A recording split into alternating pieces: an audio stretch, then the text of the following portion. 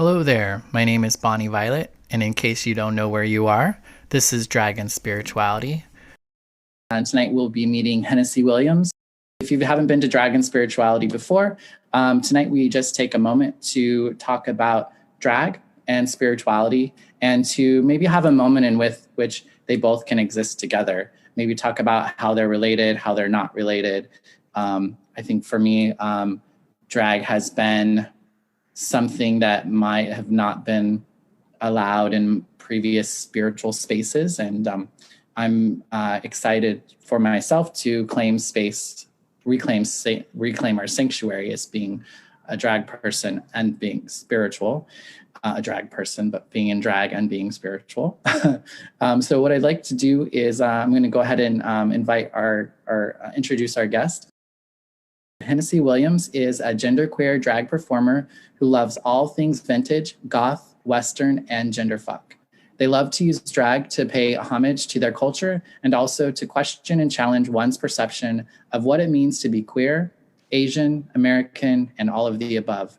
Drag is how they express themselves artistically and also a form of healing in which they engage with their past, trauma, and identities. Everything from being an abuse survivor to a former religious kid. This is Hennessy Williams.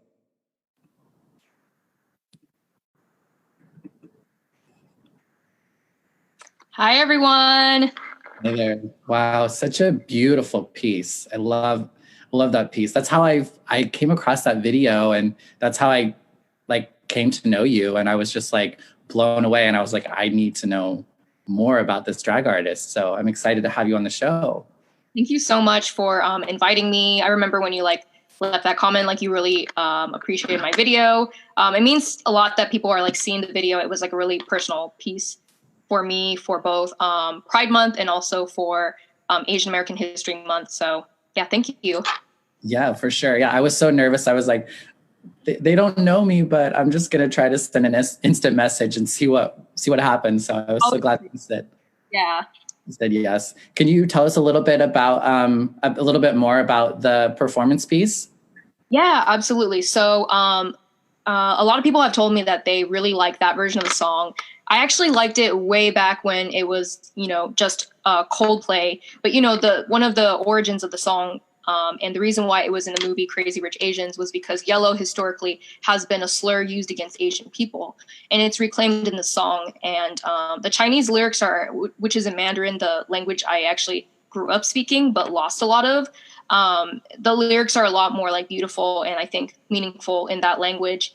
But for me, I really wanted to do an homage to Asian Pacific Heritage Month and what it means to be what it means for me personally to be Asian and reconnect with the history specifically of being a marginalized person, being a Chinese person or another Asian person in the United States, in a country that, has passed things such as the, Chinese Exclusion Act, and where Chinese railroad workers have died en masse, building our country's railroads. What actually happened was I paused the video for a while because as Black Lives Matter was going on, I realized that I need to, focus and let them have space.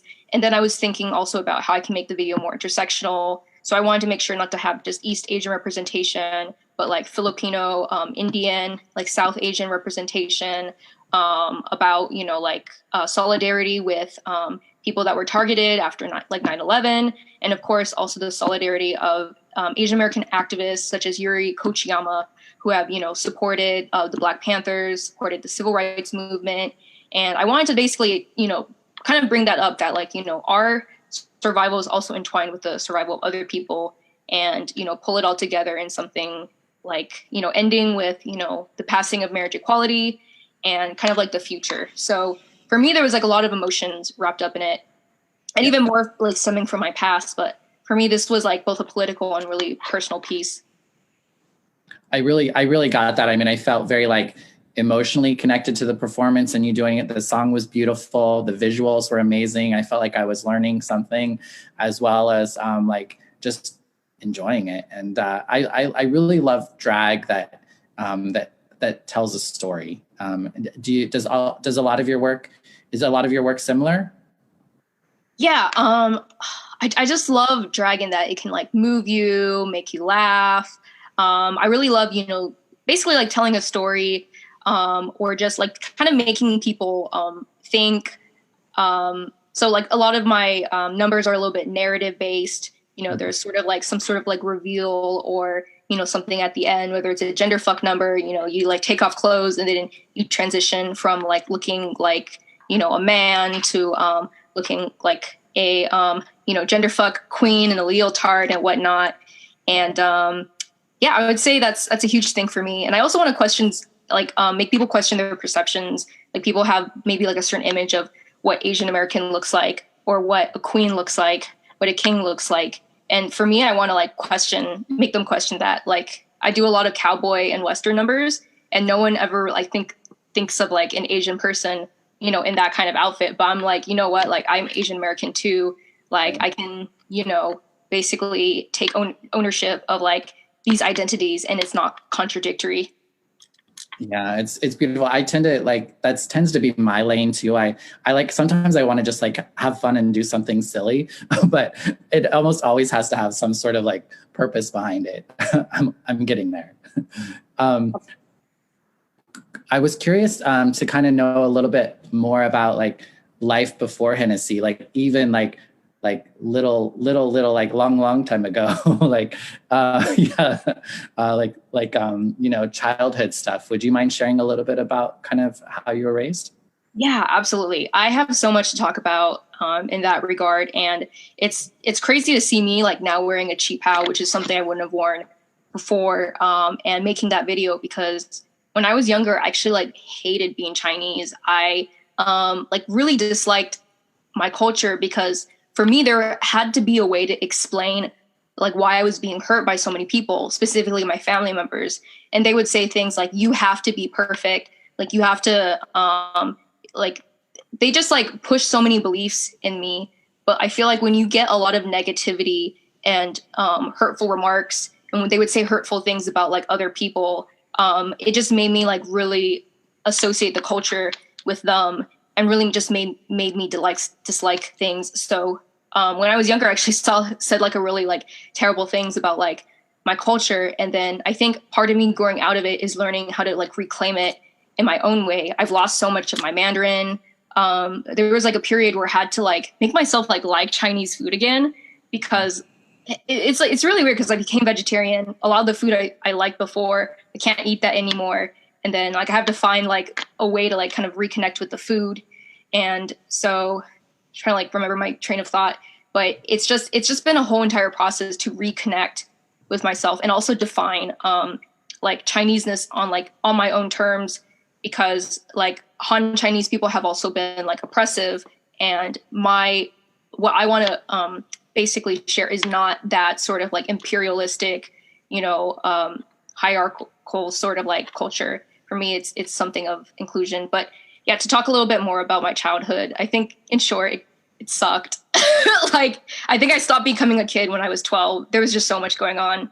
So I basically just wanted to escape. Yeah. When when you talked about like, when did it change when you wanted to start kind of embracing your Chinese heritage a little bit more? When did that happen? I think honestly, I know the answer. I went to and this is kind of tying into spirituality. I used to be really religious when I was younger too. I went to a Christian Church of Christ university, Pepperdine University, which is it's Church of Christ. It's a private university, and it was one of those things where it was the best school I got into that gave me enough scholarships for me to my family all together to barely pay for it. So that's the reason why I went. But, I was still religious at the time, and going to that school and having everyone treat me as an other, because at my high school, it was like 60% Asian. And I want to say like, there's always going to be like some level of sexism or like homophobia in a high school, but it wasn't at a level where it was constantly in your face. And to be around people that like call themselves Christian and were homophobic and racist and sexist every single time when I left my dorm, someone just go up to me and say something like fucking awful. I'm just like, oh my God, did you actually say that? And it got to the point where my anxiety was super bad, and it made me realize like, I believed this before to like an extent, but it's just like, you can't make yourself good enough in front of these people. You just have to be good for yourself, and you have to embrace yourself. Like, if they don't love me and I don't love like my own culture, like what is really like there left, like they're never gonna, I never like wanted to be like white, but I just wanted to be able to see me as like normal. And I realized if they're not going to see me as normal, then like I need to embrace like whatever I am, but like also like make it my own, if that kind of makes sense.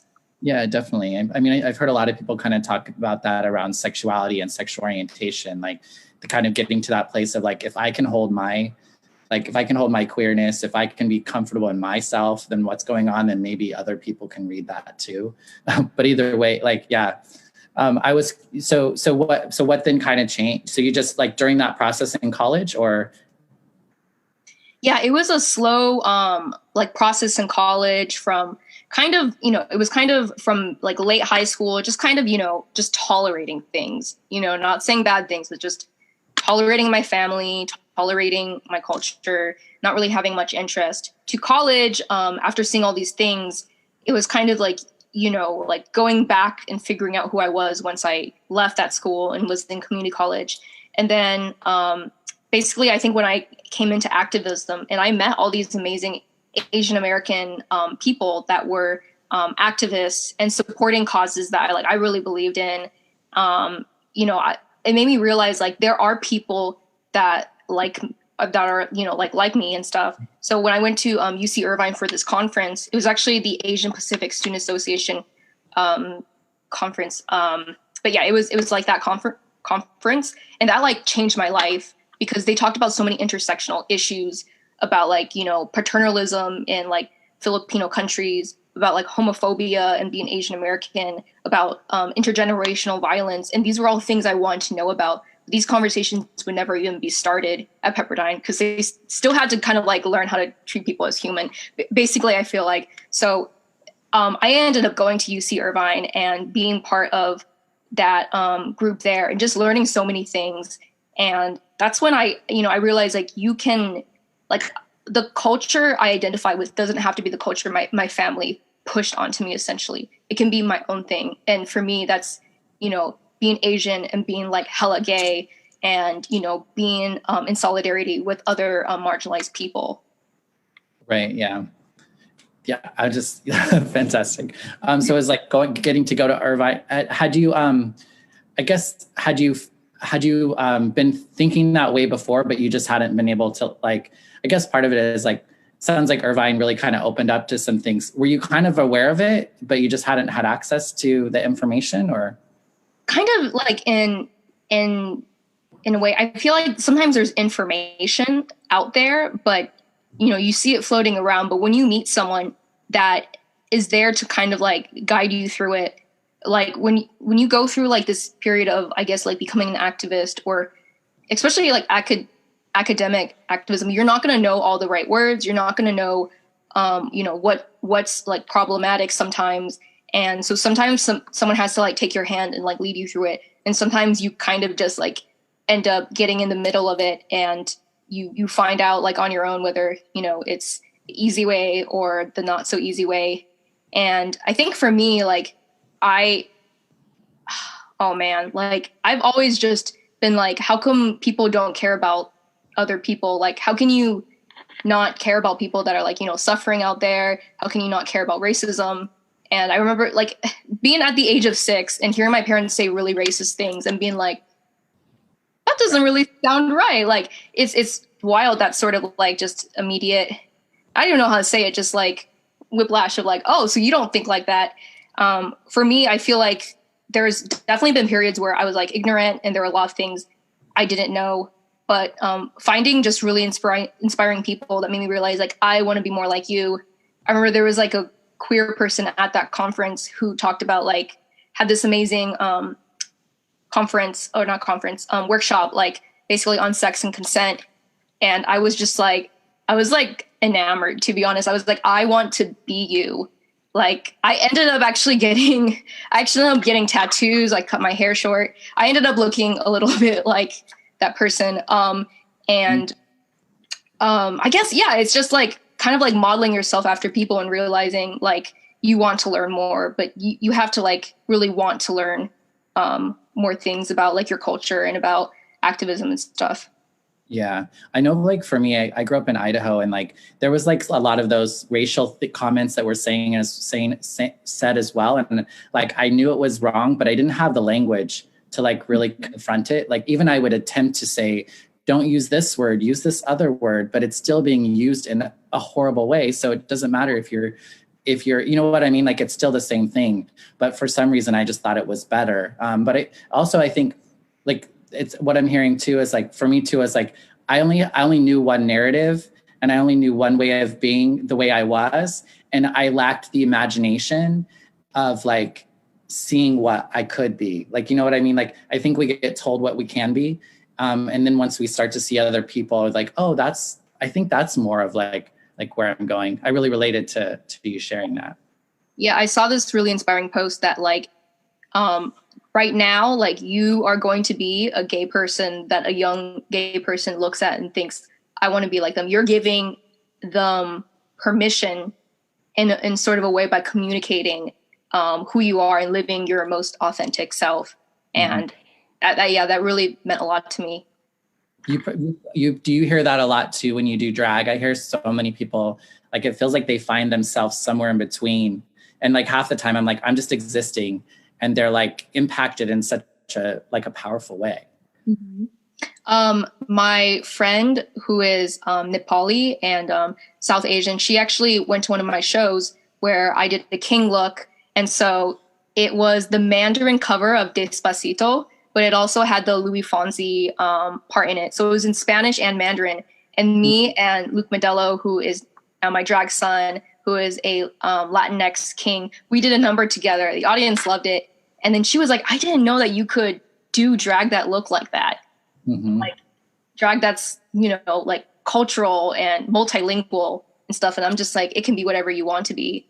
And she got really interested. And now I'm like, if you ever want to do anything, if you ever want to gig, let me know and I'll like get you in, because there's people that just really want to explore it. Definitely. So when did drag come into your life?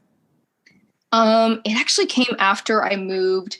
So I grew up in the LA suburbs, and then I moved over to Oakland shortly after university. And it was actually really funny because my roommate at the time, she was watching, it's so stereotypical, but she was watching Drag Race. And I was like, what is that? Can I go watch? And it was specifically, it was the All-Stars 2.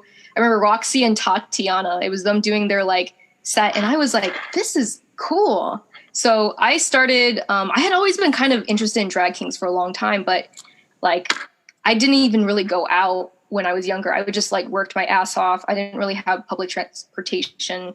So, but now I was like, I need to find the one drag king place, whatever, and go there. And I looked it up. I typed in literally drag king show, San Francisco or Oakland. And I found the Rebel Kings. And then I met Vera. And then I was like, I want in. I showed up in this like, really bad blonde wig and like my makeup, showed up late. Vera immediately saw me, like did this and was like, I like that. After the show, I was like, I want in. And then I just pretty much did that. And it was like, maybe like 3.5 years ago. And I've just been doing it ever since. And yeah. Yeah. And so you started out, I know you like, so it's, did you, and I know you're gender queer and you're drag.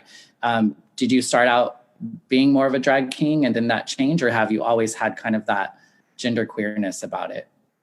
Yeah, it's actually always been both. And I didn't even realize that these, being a drag king and being a drag queen, that these worlds could, come together until recently.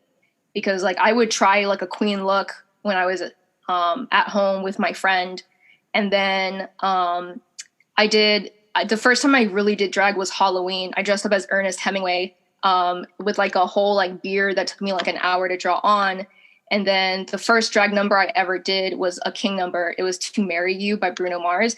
Literally, it was a number where I had like this button-up shirt and you could kind of tell there was something underneath it. I took it off and there was a white wedding dress. So, it's kind of just always been both for me. Yeah. Fantastic. I wanted to just take a second to invite the audience as well. I didn't mention this earlier, but feel free to ask questions of Hennessy along the way. Just put them in the comments and I'll see them and I'll ask them of Hennessy for you. So what don't you like about drag? What are some of the drags about drag, I guess? The drags about drag. Oh, let me think. Have you all heard of the BANQ? I don't know if it's BANQC, but that town hall happened and I wasn't there because I was prepping for an interview that ended up not happening. But so there was like a lot of discussion about like, racism and not safe spaces in the drag community. And I think part of the reason why I didn't get into it until so late was because I had this impression that these spaces weren't really for people like me. I think it's also important to make drag accessible to young people in spaces where like alcohol isn't there. I think there's a lot of cattiness in the drag community where I just hear people saying hurtful things and I don't really get why. I think sometimes hurt people, hurt people. And I've been in that environment too, but I think oftentimes we're also like vulnerable. I just kind of wish that, I hate to say like I wish we would get along, but I think things we need to call out are, like abusers, racism, sexism, homophobia, all those things really need to be called out.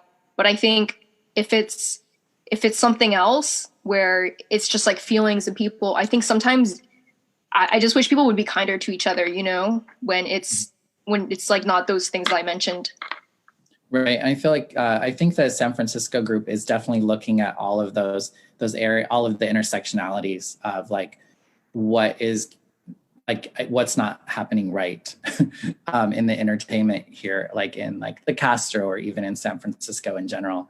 Chicago has done some really great stuff around that as well too. Oh yeah, absolutely. Yeah. Love that conversation. What's that? Oh, I said I'm glad that conversation is happening. Yeah, they're really hard. I mean, I think they're really, as like somebody who's white, they're really like interesting questions. There's so much that like, I mean, I feel like I'm pretty like, I don't know, like I got things figured out, so to speak. And I know enough to know that I don't, but still it's just like, there's just so much that I'm just constantly like coming to realize and understand and to listen like more and more and more. It's like, sometimes it's a little like, I'm just glad that I'm like in a space because everyone back home in Idaho, it's a completely different world. Let's just say they're anti-maskers. And that's like where it all begins. Yeah. So how about all the, what do you love most about drag?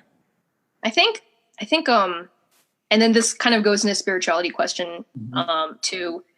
But, there was a period where I got really depressed.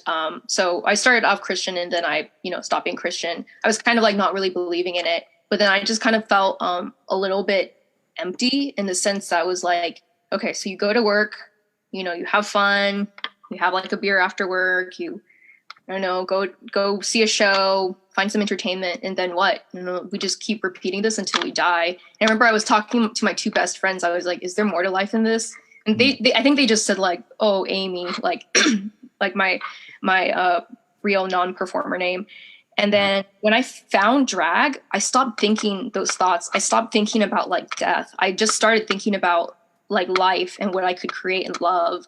And it became even less so of like I need to leave something behind, but just like if I can touch people and make them feel happy or laugh or make them feel like warmth and stuff while I'm still here, that makes me really, really happy. And it's this feeling of love and kind of like giving love.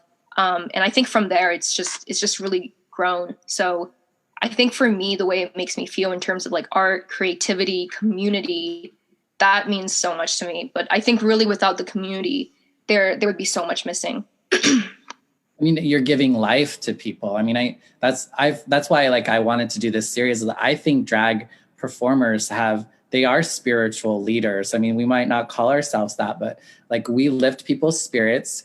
We give them laughter. We tell them stories. We show up in public and like represent we take the crap, we raise money to take care of our people. That's some spiritual shit in my mind. That's what I expect from spiritual people. And so I love, to me, drag is just like, it gives me life and it gives so much life to so many others. We do have a question. A question comes from Angel. Angel says, who supports you the most and how do you ask for help whenever you feel stuck?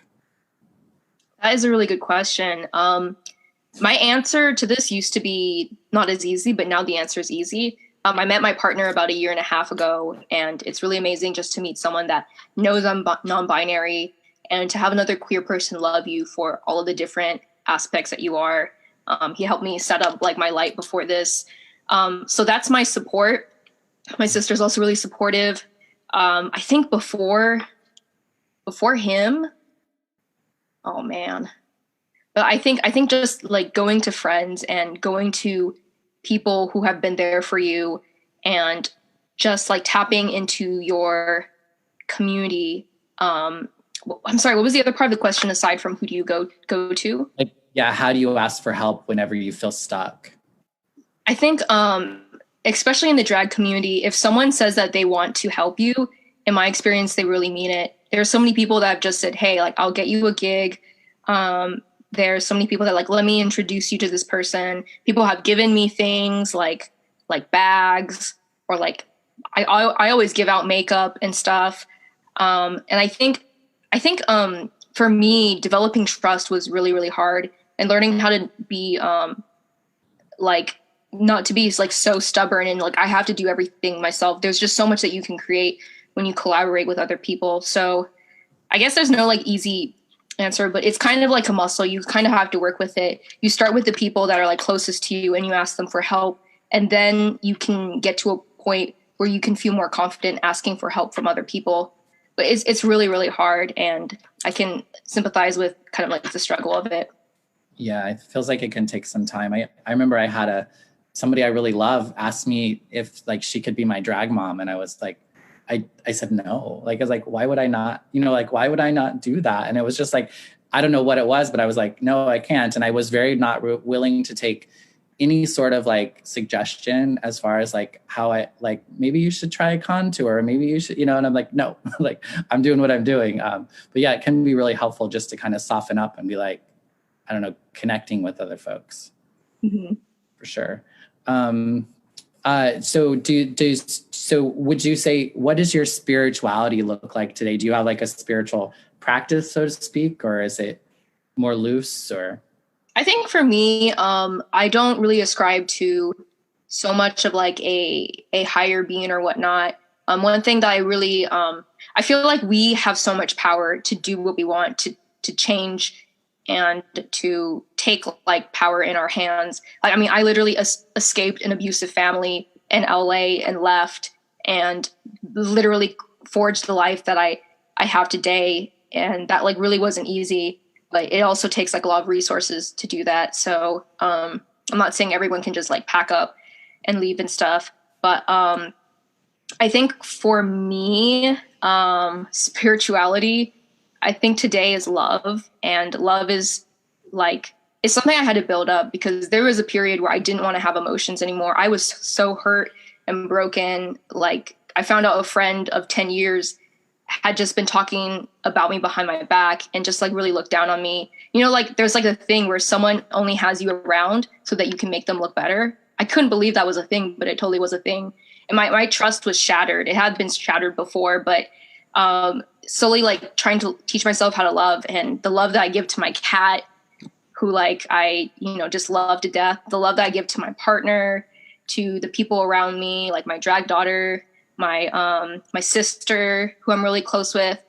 To me, that is the way that I like want to share all of my values. And that's the way that I kind of give a little part of myself to them, but not in a way that drains me, but in a way that actually gives me more energy. Yeah, definitely.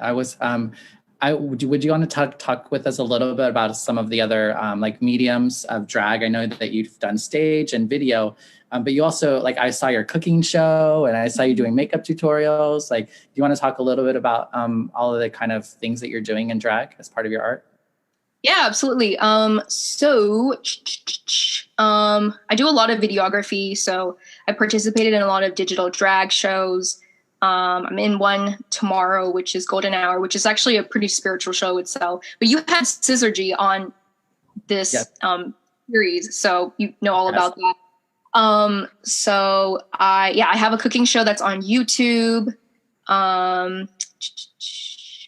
Besides that, actually outside of drag, I also have a small production team where we make videos about LGBTQ people of color, and we share that. And that's just like kind of like another way that I put something out in the world that I feel like would make like the world a better place. So for me, like drag is like it's like such a huge part of me now that I want to do so many different things with it. Like I want to create things and maybe eventually produce things. But it's something that when I do it, I want to make sure that I do it right. So right now I just feel like I'm like soaking things in and learning, like soaking things in as the sponge. But yeah, I do a lot of like videography and I like perform on stage. I think to like do poetry with drag or to like tell stories with drag is really powerful. And so I really want to explore those things as well. So Linda Summers, who was a previous guest, she's asking, what are some fears that you have when you do drag, if you have any, and how do you overcome them? Yeah, let me think. Sometimes I have fears of just like looking stupid. I used to never dance because people made fun of me once and then I stopped. So I didn't dance for like 10 years until I started drag. I taught myself how to dance because of that. And I think it's just like, sometimes it's okay if you look stupid. I've had people like kind of like mock me or like kind of copy me the way I like walk once during like a drag show. That like made me feel a little bit weird, but I was like, you know what? Like they were enjoying themselves. Everyone else was enjoying you. And it's just like, it's like, it's not that serious. You know, if you put something out and you didn't do anything wrong and you know, created art and it's not someone else's jam, then that's fine. So I think the other thing is like, and this is something that, it's like, if you have to think about it, probably not. But I want to make sure that anything I put out isn't insensitive, that it is really considerate, not like cultural appropriation, and considerate of people who are of different marginalized identities that we don't think about all the time. So there was actually some genderfuck drag that I was afraid to do because I thought maybe it wasn't my place until I realized I was non-binary. Now I do all of it. So I think definitely those are two things. But if you feel like what you're doing is right, then I'm not saying if you think what you're doing is right, it's right. But it's just like, if you educate yourself and you really critically think about it, then usually it's going to come out really positive. People are going to love it. Great. Elizabeth in Chicago wants to know, how did you choose the name Hennessy Williams? Okay, so I was thinking I wanted to find something that was gender neutral and was catchy. My name before this was Andrew Clemens because I started doing drag king stuff and I was like, oh, it sounds literary. So I wanted to continue the literary theme and I was like thinking. I was like, Hennessy Williams, like Tennessee Williams, and Hennessy the alcohol. And you can call me Ms. Henny for short, or like just Henny. And I was like, that's perfect. So it's like a literary pun. I actually did drink a lot of Hennessy back then. I don't drink that much anymore. I still like it, I guess. So yeah, it's basically short and sweet. It's not super. It almost sounds a little country. Yeah, I kind of wanted that too. I wanted like something kind of like dapper, but it's more like Southern dapper, which is okay. Yeah. I love it. I love it. Reverend Marvin White wants to know, who is the spirit in the picture over your left shoulder? Oh, yeah. That is... Okay, these nails. Right, it's like, can you adjust it? Drag queen? one of my favorite queens of all time, and that's a signed picture. I actually have I have two more pictures of Bob. No, wait, one more. Who did you say that was? Bob the drag queen. Bob the drag. I love Bob. I love Bob. I met Bob once. And Bob's doing some really rad shit with like just talking about race and racism and like just I mean everything he's creating is just I guess she's creating is like amazing. Yeah, absolutely. I feel like just someone that's just like so off the cuff, like says it the way it is willing to call shit out, but is just really funny and just good at like what she does. I also really respect a queen that can sew. That's a huge thing for me. Yeah, like that was just, I was like, oh, I love Bob, the full package. Well, and she's just kind of humble, you know, she's just like, you know, I think she's fairly humble, which is great. Oh, I lost my question. I knew that I would get to that spot, right? Do you have anything that, can you think of anything that you wanted to share that I haven't brought up in the moment? Oh yeah. So I actually realized there was like I was like blanking out for a moment, but another part where you mentioned like what else I do with drag. So I actually, I style several of my wigs. I just kind of like taught myself to do a lot of things. And then I actually had an interest in sewing back when I was younger. My parents were really paranoid. They were like, no, you can't play with the needle. But like, I was like, I cosplayed as Raven, which was really gay, like Raven from Teen Titans in the 6th grade. I like made my own outfit, but I couldn't have like, you know, the bathing suit sort of body because that was too revealing. So I wore shorts. So I actually make several of my outfits. Nothing actually that I'm wearing right now, but I love sewing. I love making things. I think for me, it's like you should do things that scare you, and you should like express yourself. So yeah, I also sew and then try and like teach myself like wig stuff and just as much as I can. Lean into the discomfort a little bit, huh? Yeah. That we grow. I was curious, I guess, how do you see what would you like to see more of in drag? More of in drag. Or even what you would like to do? Yeah, let me think. I think in the drag world, well, definitely, I think there needs to be an even, like, the playing ground needs to be even. I think we're really missing a lot of voices of drag kings that are saying really amazing things, of non-binary people, of trans women, and I feel like those voices need to be uplifted. But honestly, like I follow so many amazing people on Twitter and Instagram, and it blows my mind all the time. I'm just gonna name a few people that like inspire me, but like Untitled Queen, Akira Oni, forgetting the name. Nope, I can't remember. Okay, like so many queens here, like and kings, like here in the Bay Area as well, that are just doing really amazing things. Like I literally look at their stuff and I like take notes on it. And so I think in terms of like creativity, they're thinking of all these amazing things before I can even think of them. So I just feel like drag is like on the right path. I just feel like those voices need to be amplified. I was also in a show that was like international, and seeing these international performers from all around the world, from all different time zones, do different things. I think to have like this global sort of environment, that's really cool. I'd love to see more like international drag shows. Right, and I love we're getting to see. We had drag king on earlier who is 18, and so you know he's not old enough to be in the bars and stuff, but right now he's able to do performances on the virtual stage, which I think is great too. That there's more room for. I'd like to see more young people drag. Yeah, absolutely. And I think we just need to learn to listen to young people in general. Like I think part of the issues with that town hall is just like, I don't know why when people get older, they just think they know better than young people.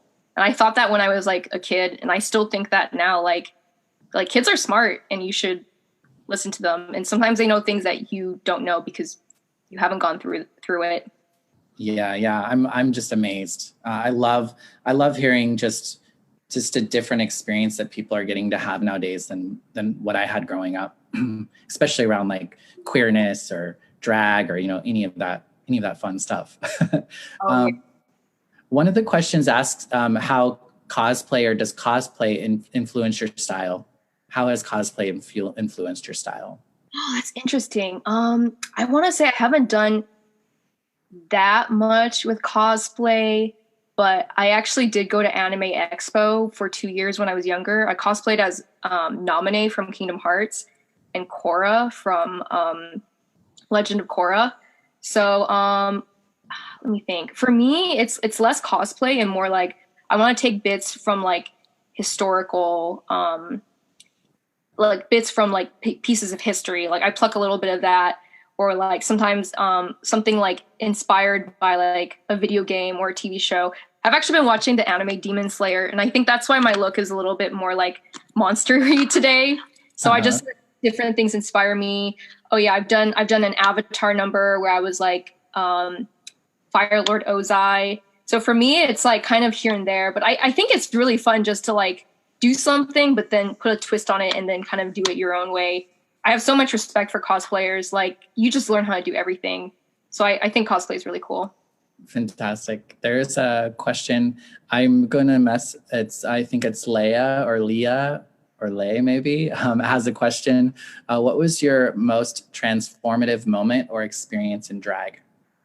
Ooh, okay. Let me think. Oh, Leah.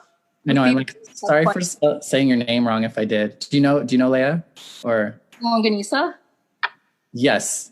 Yes. Okay. No, I might even be saying it wrong because it's based off, the singer. Leah. Okay. Most transformative drag experience. I think. Oh man, I'm really blanking out. I think Huh?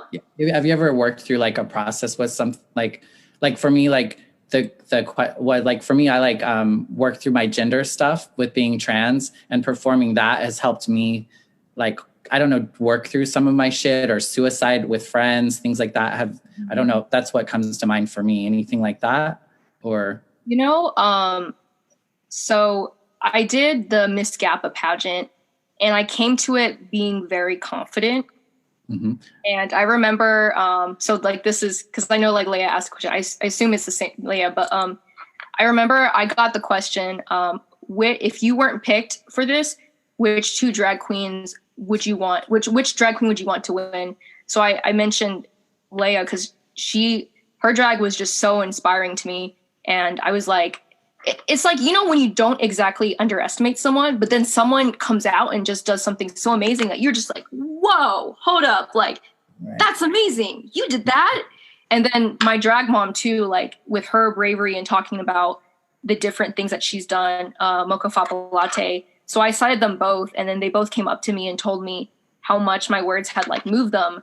And then for me, I don't know, I just kind of said what I felt. And then I think for me, it's really amazing because you realize the kind things you say to people, it touches them a lot. And the kind things people say to you, it's just like when you see these relationships of just like love and trust and people making art together. I think, yeah, it was really beautiful. And so it's just like, I used to have like a negative or pessimistic view on life. And, there's a lot of sometimes ugly things in drag. But I think it's kind of restored my faith in humanity a little bit, in that people can be kind to each other. Mm-hmm. It's such a beautiful thing to witness, for sure. I was curious, like, what's next for Hennessy? Like, do you have like a dream stage you'd like to be on, or something that you're planning on doing? I do have a dream stage. My dream stage used to be Oasis, or the Mother show, but then I finally got on the show that was like after Mother. So I feel like I can accomplish that dream. I would love to be on Bitch Pudding's digital drag show. I have applied twice. I'm hoping that they notice me. So if anyone has any like connections where I can send things, I feel like the Dragula queens, they're just so amazing. I just like want to get to know them and like pick their brain and stuff. But I think in terms of dreams, one dream is like to be able to go across Asia and perform, to go across Europe and perform.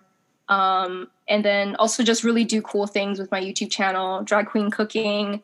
I may be looking into doing a Twitch show for drag queen cooking soon. I'm kind of like laying out the details. But for now, I try not to make expectations and just kind of like keep doing what I'm doing, because when you love something and you pursue it, like you're going to see results, and people are going to see the things that you make out of love.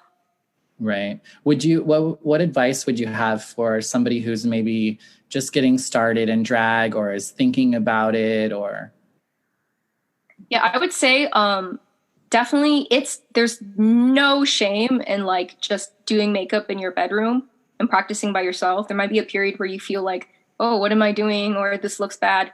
I won't my my first attempt at drag is so horrific. Like people are like, oh, first time in drag. I won't put that on. It's bad. It's really, really bad. I did not know how to do makeup. So don't be afraid to kind of just get a little bit embarrassed at yourself. And then ask, like go to shows and then just talk to people and say, I love what you did. Can you tell me a little bit more about something? Like, and when people see that sort of thing and you're willing to ask them a question, I always try and help as much as I can. And it's like, if I can't, like be your drag mom or direct you to resources, it's like, if they have a question, I know someone that can help them. So I'll redirect them to someone. So I would say definitely ask and, go into it. Don't be discouraged if you don't get it at first, because none of us get it at first. Right. You have to start somewhere, right? Yeah. So we're coming up on just a few minutes left. So if anyone has any questions that they want to get in, now is a good time to put them in. Is there anything else that you would like to share with us this evening, Hennessy? I think nothing in particular about myself. I just hope, I just hope people in the community like definitely check out local queens and kings, check out, emerging people, give people a chance, be kind to each other. That's mostly it. Fantastic. Well, I want to thank you so much for coming on the show this evening. I was so excited to get to know you a little bit more this evening, and I look forward to maybe getting to work together and collab in the future. Thank you so much again, Hennessy. Thank you, everybody, and have a great night. Bye-bye.